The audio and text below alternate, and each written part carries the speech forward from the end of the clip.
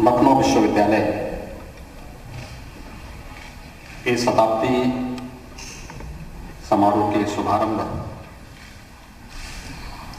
कार्यक्रम में उपस्थित उत्तर प्रदेश शासन में मेरे वरिष्ठ सहयोगी, उप मुख्यमंत्री और उच्च शिक्षा के मंत्री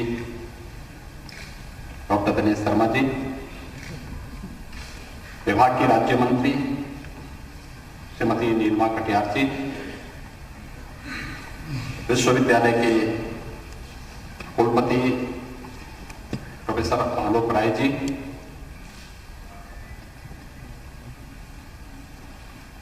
उत्तर प्रदेश शासन के अपर मुख्य सचिव गृह श्री अवनीश कुमार अवस्थी जी,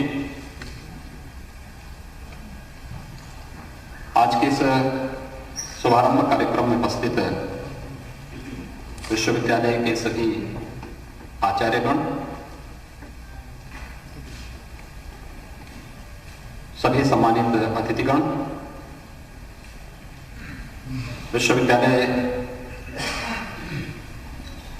के सभी उपस्थित छात्र छात्राएं और वर्चुअली मेरे साथ जुड़े हुए हमारे सभी युवा ऊर्जा के प्रतीक, विश्वविद्यालय के हमारे सभी छात्र छात्राएं, मैं सबसे पहले लखनऊ विश्वविद्यालय को 100 वर्षों की एक शानदार यात्रा के लिए हृदय से बधाई देता हूं और विश्वविद्यालय परिवार अभिनंदन करता हूं कि अपने 100 वर्षों की इस जीवंत यात्रा को आगामी 100 वर्षों के लिए जीवंत बनाए रखने के लिए विश्वविद्यालय अपना शताब्दी वर्ष समारोह का आयोजन पूरी भव्यता के साथ वर्तमान चुनौतियों को बनाए रखते हुए, उन्हें ध्यान में रखते हुए आज उन कार्यक्रमों का शुभारंभ कर रहा है। मैं इसके लिए विश्वविद्यालय परिवार को हृदय से साधुवाद देते हुए इस साहसिक कदम के लिए हृदय से अभिनंदन भी करता हूं।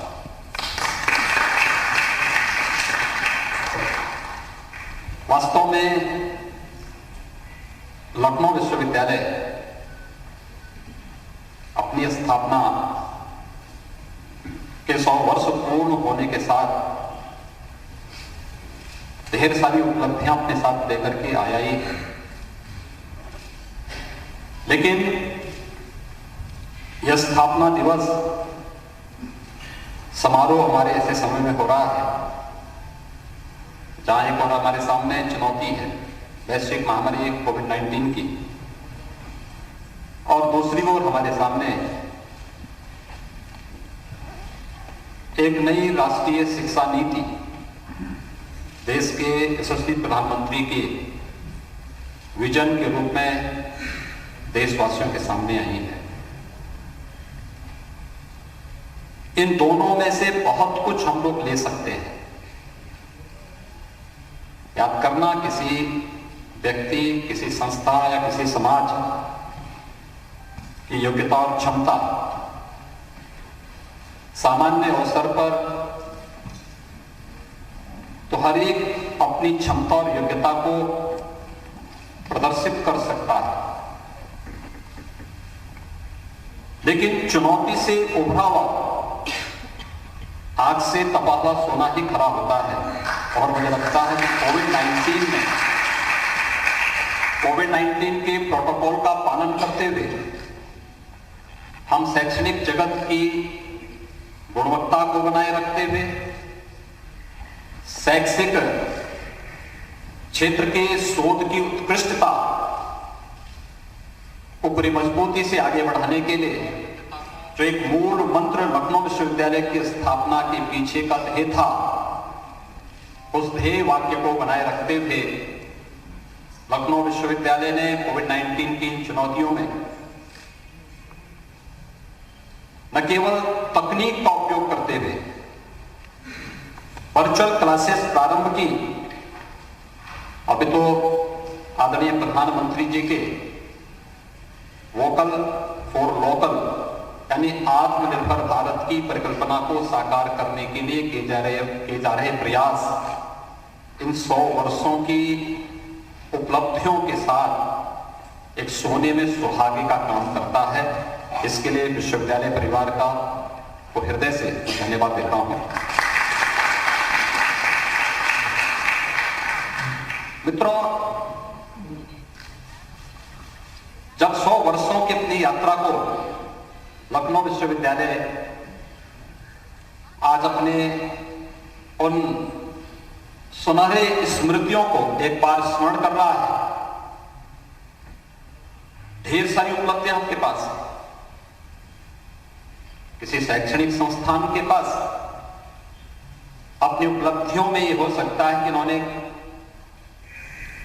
जीवन के अलग अलग क्षेत्रों में किस प्रकार की विभूतियों को आगे बढ़ा करके लोक कल्याण के लिए, राष्ट्र कल्याण के लिए, एक भारत श्रेष्ठ भारत की परिकल्पना को पूरा करने के लिए क्या कुछ किया है, क्या कुछ दिया है, इन सब को मूल्यांकन करने का एक अवसर भी इस 100 वर्षों की यात्रा हमें प्रदान कर रही है।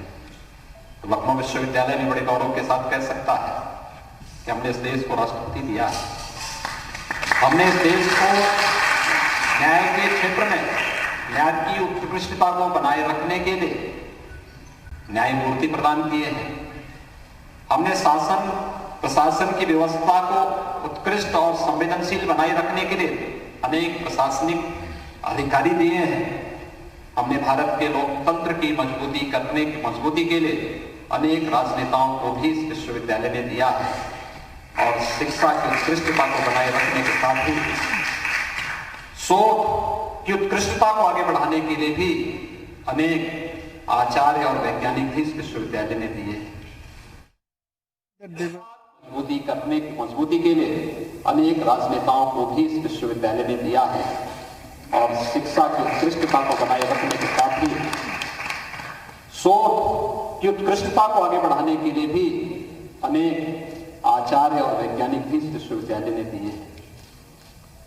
व्यापार और निवेश के क्षेत्र में कार्य करने वाले अनेक उद्योगपति भी लखनऊ विश्वविद्यालय ने दिए हैं। तो स्वाभाविक रूप से एक लंबी श्रृंखला है, उस लंबी श्रृंखला को सजोने का एक अवसर भी यह अवसर हमें प्रदान कर रहा है, क्योंकि जब हम अपना मूल्यांकन करेंगे तो मूल्यांकन में ये सब एक एक नग एक एक उपलब्धि के रूप में लखनऊ विश्वविद्यालय के साथ जुड़ती हुई दिखाई देगी और लखनऊ विश्वविद्यालय अपने स्वयं के मूल्यांकन का एक अवसर अपने पास ढूंढ पाएगा।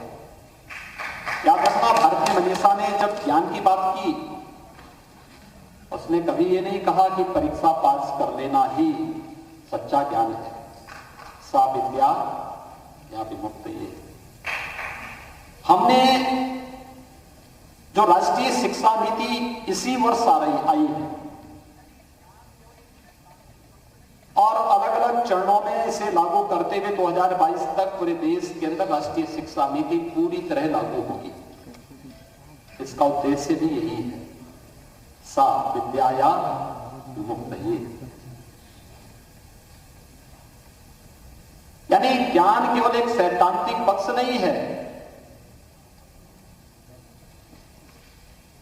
उसका एक व्यावहारिक पक्ष भी है और जब दोनों में हम समन्वय स्थापित करेंगे तो कोई भी हमारा नौजवान अपना सर्टिफिकेट, अपना डिग्री का पाठ्यक्रम पूरा करने के बाद अपने आप को असहाय महसूस नहीं करेगा, बल्कि वह एक स्वावलंबन का जीवन न केवल अपने पैरों पर खड़ा होकर के आगे बढ़ाने में सक्षम होगा, अपितु समाज के लिए भी और राष्ट्र के लिए भी स्वावलंबन का एक नया संदेश देने में सक्षम होगा। यह इस राष्ट्रीय शिक्षा नीति के साथ आज जोड़ने का जो कार्य प्रधानमंत्री मोदी जी के कारण प्रारंभ हुआ है, मैं विश्वास व्यक्त करता हूं कि लखनऊ विश्वविद्यालय अपने 100 वर्षों की इस मूल्यांकन गाथा के साथ इस राष्ट्रीय शिक्षा नीति को साथ जोड़ करके जब इस कार्यक्रम को आगे बढ़ाएगा तो स्वाभाविक रूप से हम नए प्रतिमान स्थापित करने में सफल होंगे और इस दिशा से एक नया अवसर हमें शताब्दी वर्ष का एक कार्यक्रम यहां पे प्रदान कर रहा है। मैं अक्सर इस बात को देखता हूं, और मैंने पिछली बार भी लखनऊ विश्वविद्यालय के कार्यक्रम में यहां पर आकर के तब भी मैंने इस बारे में अनुरोध किया था, और मैं अक्सर इस बात को देखता हूं कि हमने शिक्षण संस्थान खोल दिए, स्थापित भी किए, लेकिन जन सरोकार से उनको उतना ही दूर भी कर दिया जाता है। हम अपने कार्यक्रम आयोजित करते हैं, और खासतौर पर अगर शिक्षण संस्थानों की आप बात करते हैं तो शिक्षण संस्थानों में केवल छात्र ही उसका एक हिस्सा नहीं, एक पार्ट नहीं होता है, और केवल शिक्षक भी नहीं होता है, अभिभावक की भी उतनी बड़ी भूमिका होती है, वहां से जुड़े हुए पुरातन छात्रों की भी बड़ी भूमिका होती है। उसमें से बहुत सारे लोग जीवन के अलग अलग क्षेत्रों की जानकारी रखते हैं, अभिभावक भी अलग अलग पृष्ठभूमि से जुड़े होंगे, उनके पास भी जीवन के अलग अलग क्षेत्रों के बारे में कुछ ना कुछ जानकारी जरूर होगी। और याद रखना, ज्ञान का क्षेत्र बहुत विराट है, बहुत विस्तृत है, उसे हम एक सीमित दायरे तक कैद करके नहीं रख सकते। इन सब के साथ बेहतर संवाद के माध्यम से जब हम किसी कार्यक्रम को आगे बढ़ाएंगे तो उसका जो परिणाम आएगा वह उस ज्ञान की गुणवत्ता को बनाए रखने के साथ ही आपके शोध की उत्कृष्टता को भी एक नए स्तर तक पहुंचाने में बहुत निर्णायक भूमिका का निर्वहन कर सकता है। और मैं इसीलिए इस बात को बार बार सभी शिक्षण संस्थानों से कहता हूं कि केवल संस्थान स्थापित करने से नहीं, हमने स्थानीय स्तर पर आम जनमानस के साथ जुड़ने और स्थानीय समस्याओं से अपने आप को जोड़ने के लिए कौन सा कार्य प्रारंभ किया। अक्सर होता कोई चुनौती आती है, हम सब हाथ पे हाथ धरे हुए बैठे रहते हैं। लखनऊ विश्वविद्यालय चुनौती आई, उन्होंने सैनिटाइजर बनाना प्रारंभ कर दिया। केमिस्ट्री की लैब आपके पास है, आप कर सकते थे, कोई भी कर सकता था। और मुझे लगता है हर कस्बे में एक कोई ना कोई इंटर कॉलेज है, कोई ना कोई डिग्री कॉलेज है, केमिस्ट्री और बायोलॉजी की लैब सबके पास है। वे लोग वहां पर सैनिटाइजर बनाने का काम हर एक स्तर पर हो सकता था, एक सामान्य फार्मूला था। हम उस सूत्र का उपयोग करते हुए, इस कार्य को करते हुए लोगों को इसके प्रति जागरूक कर सकते थे। लेकिन क्योंकि हमें इस प्रकार की प्रेरणा नहीं थी, इसलिए हर एक व्यक्ति अपने को केवल इस भरोसे था कि जब सरकार की तरफ से सैनिटाइजर आएगा, सरकार की तरफ से जब एक पहल होगी, तब हम इस कार्यक्रम को आगे बढ़ाएंगे। देखिए, कोई भी समाज तब तक स्वावलंबी और आत्मनिर्भर नहीं बन सकता जब तक वह सरकार का पिछलग्गू होगा। समाज जब आगे चलेगा, सरकारें पीछे रहेंगी,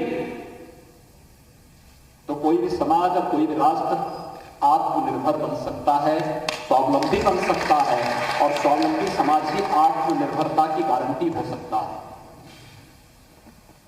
लेकिन जब सरकार आगे रहेगी और समाज पीछे रहेगा, तो हमें हर छोटी बड़ी जरूरत के लिए सरकार पर निर्भर रहना पड़ेगा। और दुर्भाग्य से हम लोगों ने आजादी के बाद इस देश को उसी दिशा में ले जाने का प्रयास किया, और आज प्रधानमंत्री मोदी जी ने राष्ट्रीय शिक्षा नीति के माध्यम से एक बार फिर से समाज को आगे करके और सरकार को इसके माध्यम से समाज को स्वावलंबन और आत्मनिर्भरता की ओर ले जाने का जो एक अभिनव प्रयोग प्रारंभ किया है, यही न केवल एक भारत श्रेष्ठ भारत का मूल मंत्र है, बल्कि आत्मनिर्भर भारत का भी मूल मंत्र यहीं से प्रारंभ होता है। हम लोगों को उस दिशा में प्रारंभ करना होगा। और खासतौर पर उत्तर प्रदेश सरकार ने जो एक कार्यक्रम प्रारंभ किया, मुझे याद है जब 2018 में उत्तर प्रदेश की प्रथम स्थापना दिवस के कार्यक्रम में उत्तर प्रदेश के स्थापना दिवस का कार्यक्रम उत्तर प्रदेश शासन के स्तर पर नहीं मनाया जाता था, जनता के स्तर पर भी नहीं। मुंबई में एक कार्यक्रम होता था, शेष अन्य जगह इस प्रकार के कार्यक्रम नहीं होते थे। हमारे तत्कालीन यहां के माननीय राज्यपाल श्री राम नाईक जी ने सरकार को पत्र लिखा, सरकार को प्रस्ताव अच्छा लगा और हम लोगों ने आपस में मंत्रिमंडल के साथ बैठ के तय किया कि हम लोग 24 जनवरी को उत्तर प्रदेश स्थापना दिवस के, क्योंकि नोटिफिकेशन इस तिथि को जारी हुआ था, इसलिए इस तिथि को उत्तर प्रदेश के स्थापना दिवस के रूप में हम प्रतिवर्ष मनाएंगे।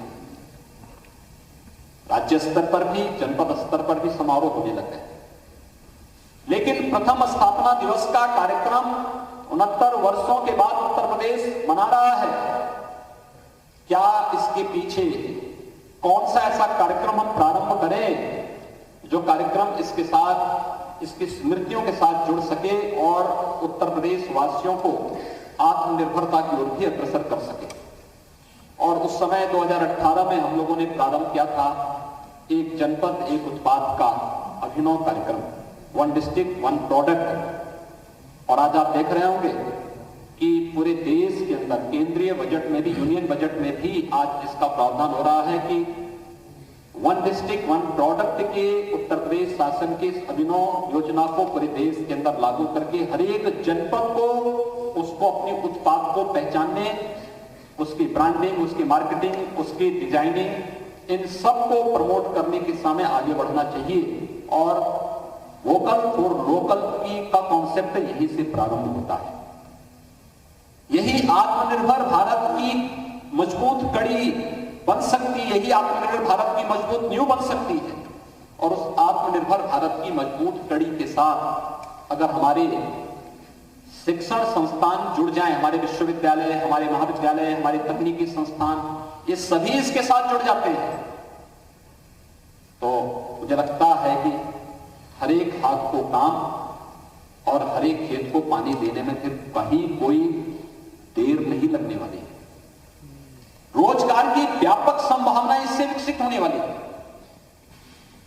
हर एक नौजवान, मुझे याद है मैंने एक बार एक तकनीकी संस्थान के 20 छात्रों को अपने पास बुलाया। मैंने उनसे इस बारे में पूछा, मैंने कहा आप लोग क्या करना चाहते हैं? 20 में से 15 छात्र ऐसे थे जिन्होंने मुझे इस बारे में कहा कि हमें कोई सरकारी नौकरी नहीं, हमें अपना स्वयं का स्टार्टअप स्थापित करना है। स्टार्टअप स्थापित करने के लिए कुछ पूंजी की आवश्यकता हमें तात्कालिक रूप से पड़ेगी। क्या इसके लिए शासन की कोई स्कीम है?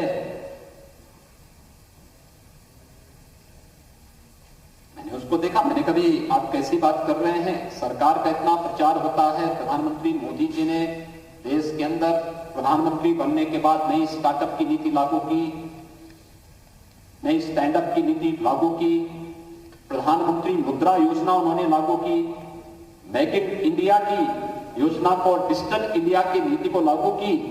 और ये सब क्या हम स्कूल कॉलेजेस में, सब संस्थानों में क्या हम इन योजनाओं के बारे में जानकारी नहीं देते हैं क्या?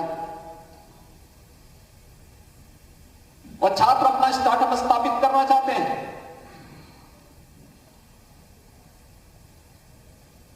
उन छात्रों को अपने स्टार्टअप को स्थापित करने के लिए छोटी पूंजी की आवश्यकता है,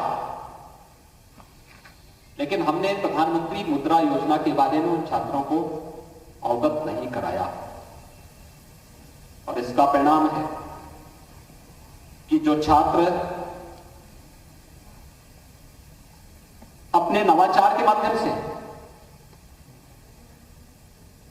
शासन की योजनाओं के साथ जुड़कर स्वयं का स्टार्टअप स्थापित करके ढेर सारे रोजगार और नौकरी की संभावनाओं को आगे बढ़ा सकते थे, उन छात्र छात्राओं को शासन की योजनाओं के साथ न जोड़ने के कारण वे उनसे वंचित हैं और वे चाहते हुए भी उनको नौकरी के लिए भटकना पड़ता है। हमें कहीं ना कहीं सोचना पड़ेगा। वोकल वोकल फॉर लोकल के बारे में, वन डिस्ट्रिक्ट वन प्रोडक्ट के एक जनपद में हमने पहले चरण में एक उत्पाद ढूंढा, क्योंकि मुझे इस बारे में लगा जब हम लोग आए कि इतने ढेर सारे रोजगार हम लोग कैसे बनाएंगे, कैसे ढूंढेंगे, कहां से लेके आएंगे। तब तक प्रदेश में निवेश के लिए भी अनुकूल वातावरण नहीं था।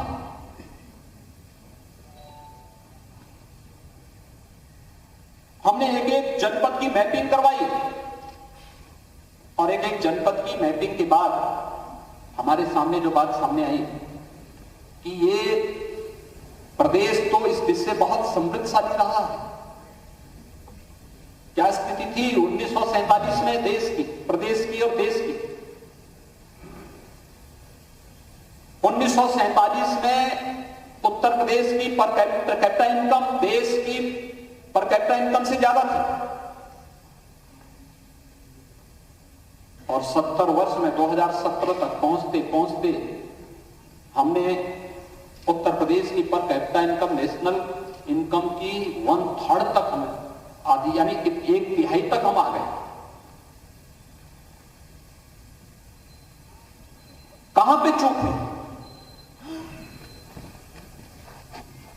और अगर उत्तर प्रदेश जैसा राज्य जिस राज्य पर में अपार संभावनाएं हैं, इस राज्य में प्रति व्यक्ति आय कम होगी, यहां का ऊर्जावान नौजवान यहां से पलायन करेगा, अगर यहां के रोजगार की संभावनाएं क्षीण होंगी और यहां के परंपरागत उद्यम और उत्पाद को हम आगे नहीं बढ़ा पाएंगे, तो फिर इसका प्रभाव नेशनल एवरेज में पड़ेगा ही पड़ेगा, क्योंकि देश का हर छठा व्यक्ति उत्तर प्रदेश में निवास करता है। अगर हमें भारत को आत्मनिर्भर बनाना है तो आत्मनिर्भर की वह शुरुआत उत्तर प्रदेश से होती है। अगर हमें भारत को स्वावलंबी बनाना है तो इसके लिए उत्तर प्रदेश। स्वच्छ भारत मिशन के बारे में यही बात चल रही थी।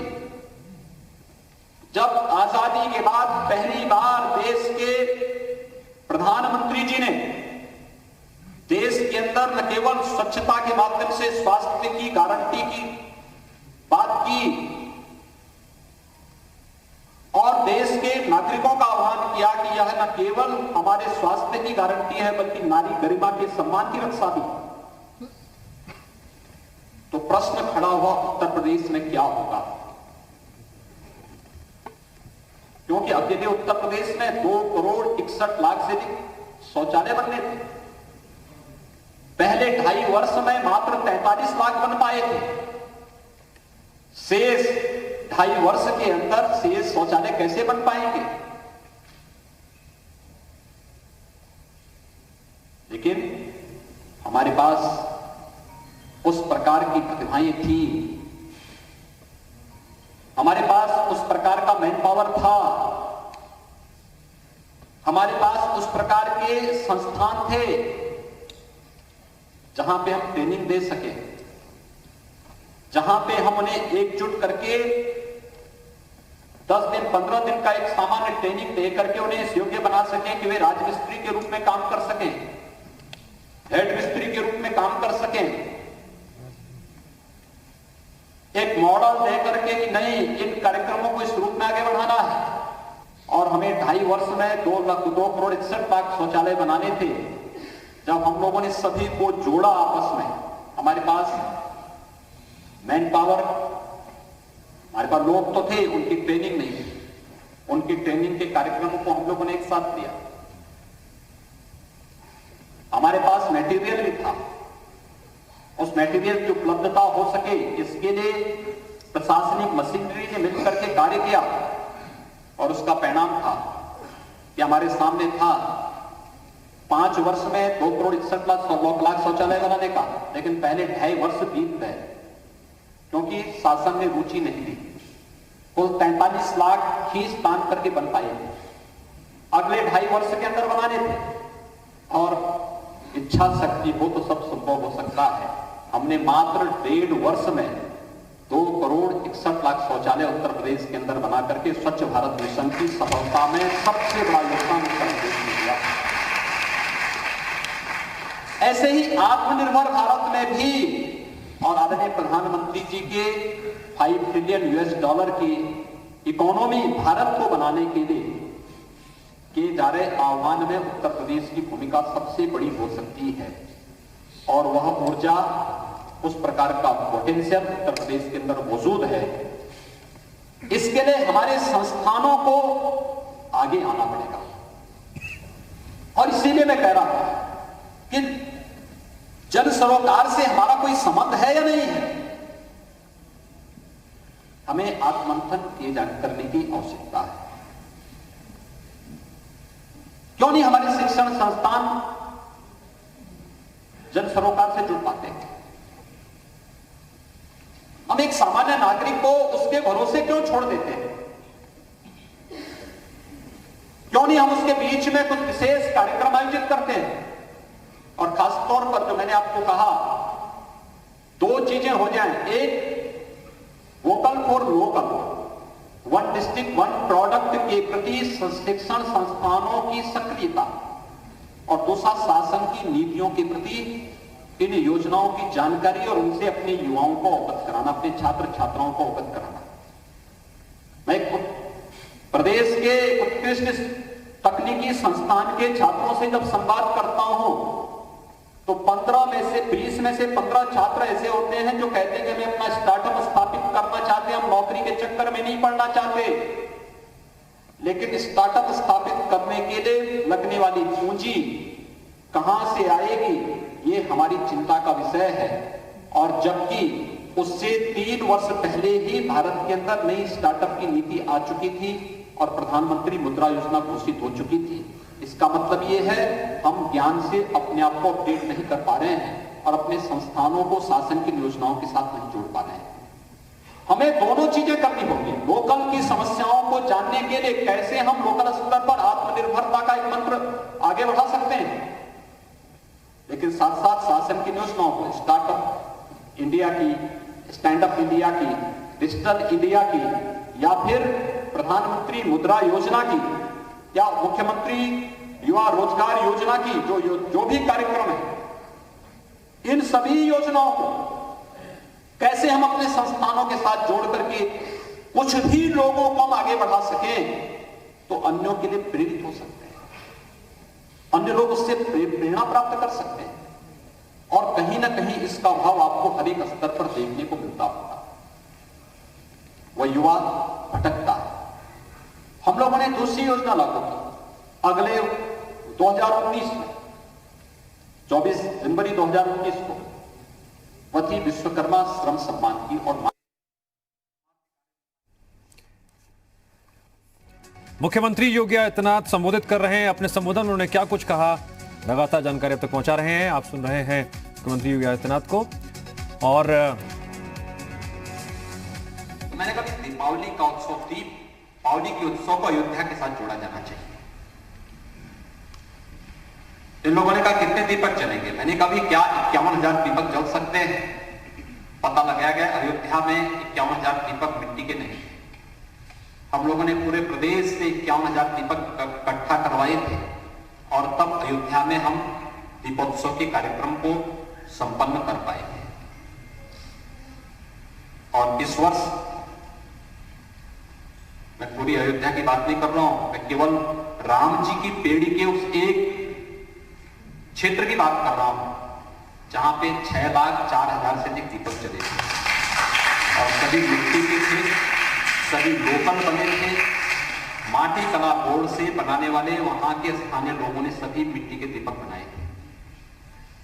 यहां लखनऊ में एक प्रदर्शनी लगी थी माटी कला बोर्ड की, और माटी कला बोर्ड की जो प्रदर्शनी लगी थी, इसमें जितने भी इस क्षेत्र में, इस फील्ड में कार्य करने वाले लोग हैं, उन लोगों को अपनी इस प्रदर्शनी में अपने उत्पाद देकर के आने के लिए आमंत्रित किया गया था। हमने गोरखपुर का जो उत्पाद रखा है वो टेराकोटा रखा है। टेराकोटा गोरखपुर के एक गांव में, गोरखपुर जिला मुख्यालय से लगभग 15 किलोमीटर उत्तर दिशा में गांव पड़ता है। उस गांव में कुम्हार जाति के लोग हैं मेरे संसदीय क्षेत्र का हिस्सा था। वे लोग स्थानीय स्तर पर टेराकोटा का सामान बनाते थे, और टेराकोटा यानी मिट्टी की आइटम बनती, हाथ से ही सारा कुछ बनता है, और फिर उसको कलर भी नहीं करते, आग में जो उसको गर्म करके जब पकाया जाता है तो उससे कलर उसमें आता है। तो मैं अपने संसदीय क्षेत्र में निकला था, मैं उस गांव में गया, वे सभी लोग भारतीय जनता पार्टी के समर्थक थे। तो मैं गांव में जाके उनके घरों में बैठा, मैंने उनसे कहा, मैंने कहा आप लोग क्या काम करते हैं, क्योंकि मानसिकता तो इतनी कुमार है, मिट्टी का बर्तन बनाता होगा, मिट्टी के बर्तन में जो लोगों की आवश्यकता होती है उसके अनुसार। तो मैंने देखा अच्छा सा घोड़ा बनाया था, तो मैंने कहा ये सब क्या है? उन्होंने कहा ये हम बनाते हैं, टेराकोटा कहलाता है। तो मैंने कहा इसके कहीं बिक्री होती है? कहा हाँ, कुछ लोग आ जाते हैं। मैंने कहा कहां बेचते हैं? कहा सड़कों पे ले जाकर बेचते हैं। मैंने कहा कोई समस्या? उन्होंने कहा कि हाँ हमारे सामने समस्या होती है, मिट्टी नहीं मिल पाती है। तो हमने लोकल स्तर पर जो प्रयास करना था हम लोग प्रयास किए, लेकिन केवल एक जनपद की, एक गांव की समस्या तो थी नहीं, पूरे देश प्रदेश की समस्या थी। हम लोग 2017 में जब सरकार में आए तो हम लोगों ने एक अनिवार्य व्यवस्था कर दी, अप्रैल से लेकर जून तक हर गांव का तालाब गांव के कुम्हार को फ्री में दे दिया जाएगा मिट्टी निकालने के लिए, और वो मिट्टी वहां से लेकर के चला जाए, उससे कोई शुल्क नहीं मांगा जाएगा। एक व्यवस्था बना दी, लेकिन उससे दो काम है, मिट्टी वो निकाल के लेके जाता है, उसको फ्री में मिट्टी मिलती है, लेकिन गांव को तालाब मिलता है संरक्षण के लिए, साफ सुथरा तालाब, नए सीजन में बरसात का जल एकत्र होने के लिए। दोनों काम हो गए। इस बार जब एग्जीबिशन लिखी यहां पर रखी थी तो मुझसे मिलने के लिए माटी कला बोर्ड से जुड़े हुए लोग आए, गोरखपुर से जो इस फील्ड में काम करने वाले लोग हैं, तो उसमें से एक नौजवान मुझे मिला, उसके 30-35 वर्ष की उसकी उम्र रही होगी। मैंने उससे पूछा, मैंने कहा कोई बिक्री हुई? उसने कहा 3 दिन में 8 लाख रुपए का मिट्टी के बर्तन बेचा हूं, टेराकोटा का माल बेचा हूं 8 लाख रुपए का। कहा केवल एक आइटम मेरे पास बच गई है, जब मुझे जानकारी मिली कि आप लखनऊ में मौजूद हैं तो आपसे समय मांगने के लिए मैं आया हूं, इसको लेकर के आपके लिए लेके आया हूं, नहीं तो ये भी बिक रहा था, इसका भी मुझे 22,000 रुपया मिल रहा था और मैं 22,000 रुपये में नहीं बेचा, मुझे जानकारी मिली कि आप लखनऊ में हैं तो आपको लेने के लिए मैं आया हूं। मैंने कहा भैया मुझसे ही 22,000 रुपया ले लो, मुझे ही। अब आप देख सकते हैं जिसका पहले कोई दाम नहीं था, आज 8 लाख रुपए 3 दिन के अंदर वही हमारा परंपरागत हस्तशिल्पी या कारीगर कमा रहा है। हर एक जगह इस प्रकार की संभावनाएं हैं, हमने उसको प्रमोट करने का प्रयास नहीं किया। गांधी जी का स्वराज, ग्राम स्वराज की परिकल्पना तो इसी भारत से ही तो पैदा हुआ था, कहीं और जगह से नहीं। उसमें ये कॉन्सेप्ट इंग्लैंड ने नहीं दिया, ये भारत ने दिया था, गांधी जी ने दिया था, जिसमें गांव का ही हर एक व्यक्ति, हर एक हस्तशिल्पी, हर एक कारीगर को पैसा नहीं रहा होगा, अनाज देकर के हम लोग उसकी भरपाई करते थे, लेकिन गांव में उसको सम्मान जरूर देते थे।